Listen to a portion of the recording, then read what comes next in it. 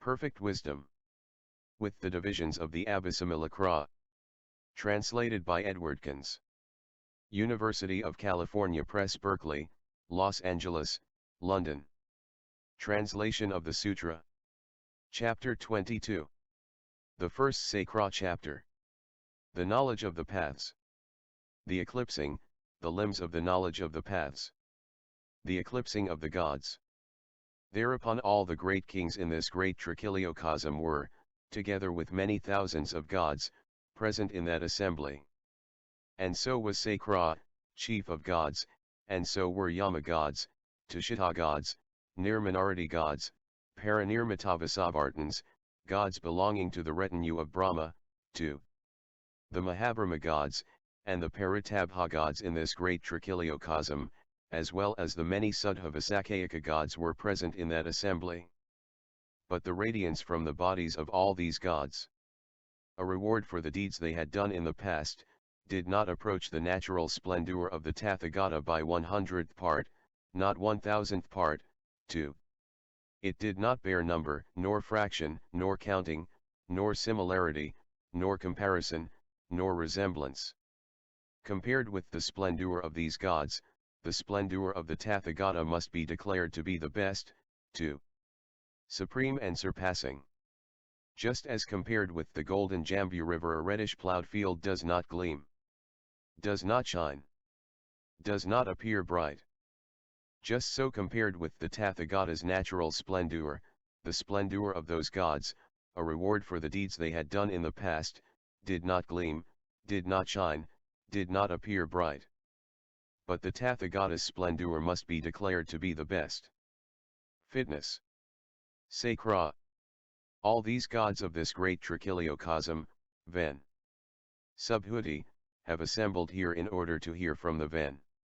Subhuti an explanation of perfect wisdom, because they want to hear his exposition of the perfection of wisdom. How, then, Ven. Subhuti.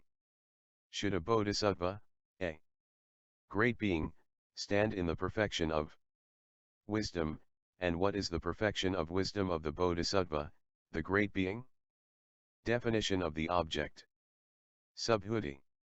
Let me then, Kausika, through the Buddha's might, through the Buddha's sustaining power, explain to you the perfection of wisdom of the bodhisattvas, the great beings, and how a bodhisattva, a great being, should stand in perfect wisdom.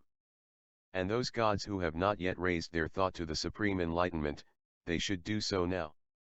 But those again who have entered on the certainty of definite salvation, i.e.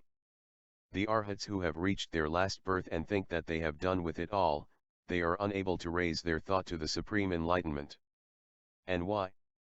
The flood of birth and death hems them in pervasion. And yet I confirm them also, if they also will raise their thought to the supreme enlightenment. Own being shall not obstruct them when they adopt this wholesome idea. Activity. For among distinguished dharmas one should uphold the most distinguished ones. The knowledge of the paths which consist in the cognition of the path of the disciples. The definition of the 16 aspects based on the 4 truths, as a part of the path of the disciples. Therein, Kausika, what is the perfect wisdom of a bodhisattva, a great being? 2. One of the aspects of the truth of ill. Here the bodhisattva, the great being, with his production of thought associated with all knowledge, attends to form, as impermanent. Not self, quiet calm. 2. 1b aspects of the truth of origination, as a disease, a boil, a thorn, a misfortune.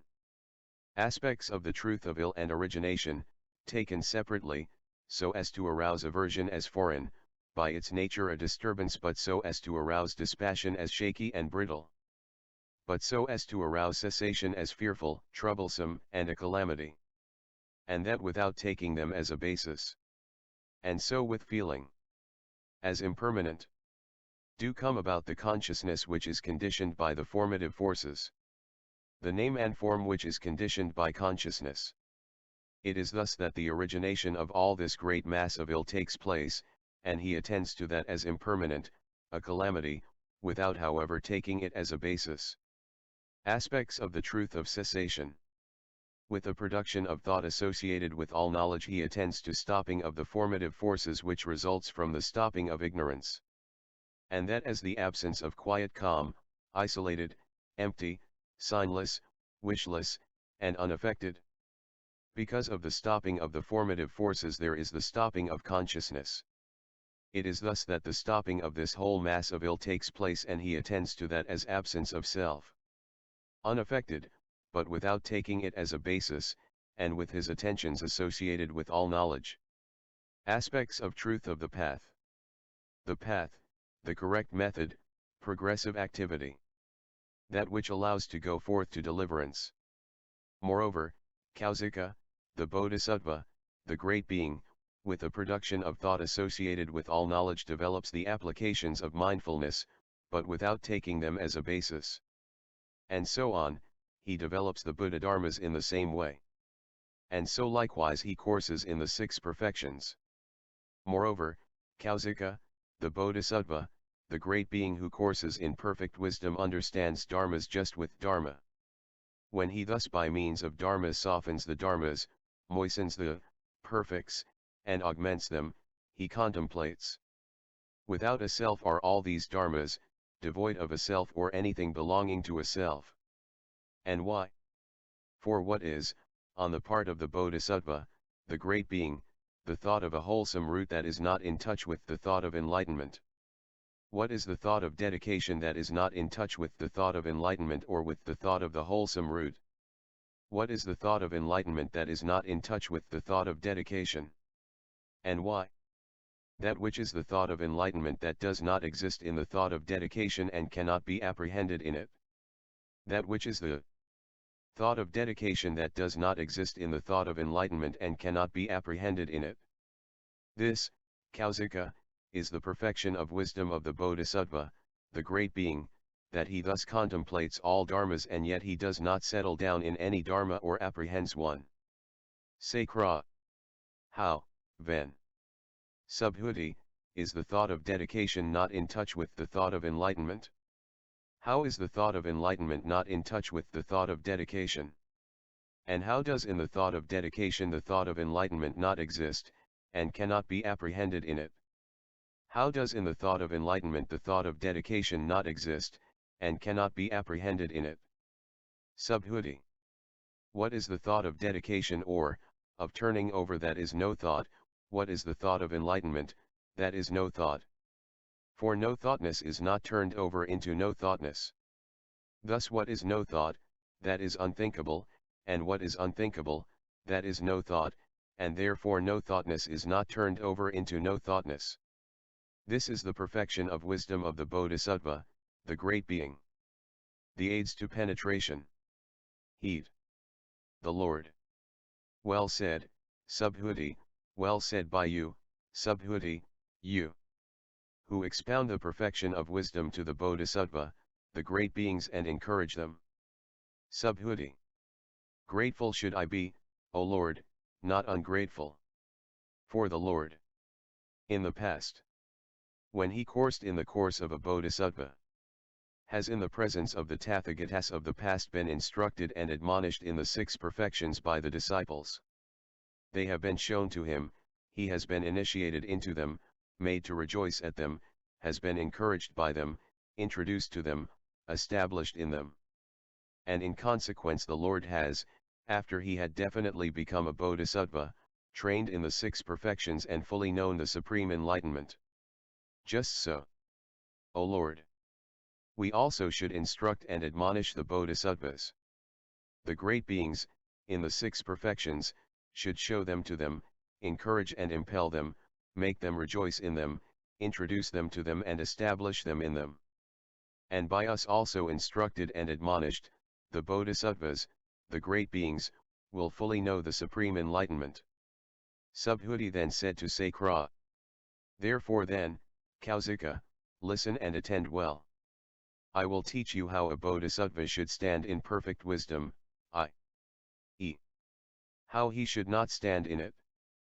Form is empty of form. feeling, the bodhisattva is empty of the bodhisattva. It is thus that the emptiness of form, and the emptiness of feelings, perception, impulses and consciousness, and the emptiness of the bodhisattva are not two nor divided. It is thus that the bodhisattva, the great being, should stand in perfect wisdom. Moreover, the eye is empty of the eye, the ear, it is thus that the emptiness of the eye, too, the emptiness of the bodhisattva are not two nor divided. It is thus that the bodhisattva, the great being, should stand in perfect wisdom. And so for the physical elements, the 12 links, the 6 perfections, the 18 kinds of emptiness, the applications of mindfulness. Moreover, concentration is empty of concentration, the dharni doors are empty of the dharni doors, the bodhisattva is empty of the bodhisattva. It is thus that, moreover, the disciple vehicle is empty of the disciple vehicle. Summits.